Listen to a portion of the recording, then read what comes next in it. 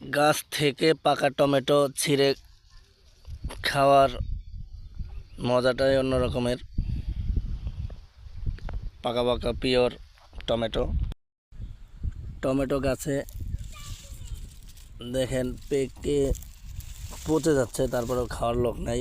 আর আমরা ঢাকায় কত টাকা দিয়ে টমেটো কিনে খাই। এখন আপনাদেরকে একটা ক্ষেত দেখাবো, সেটা হলো বাঙ্গি ক্ষেত। কিরে কিরে মধু মধু রসমালাই, বড় বাঙ্গি কোথায়? ছোট একটা বাঙ্গি দেখা গেছে, এটা বড় হবে। এই যে একটা এখন আকর্ষণীয় একটা ফল দেখাবো, যে ফলে অনেক পুষ্টিগুণ রয়েছে। এই ফলটি হলো বিটরুট। কেউ যদি প্রথম দেখে থাকেন কমেন্টে জানাবেন।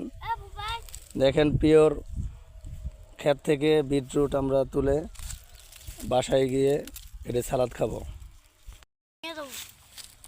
তুমি কিছু বলো, বাঙ্গির বিষয়ে কিছু বলো। বাঙ্গি মধু মধু বলো বাঙ্গি মধু মধু। তুমি কও।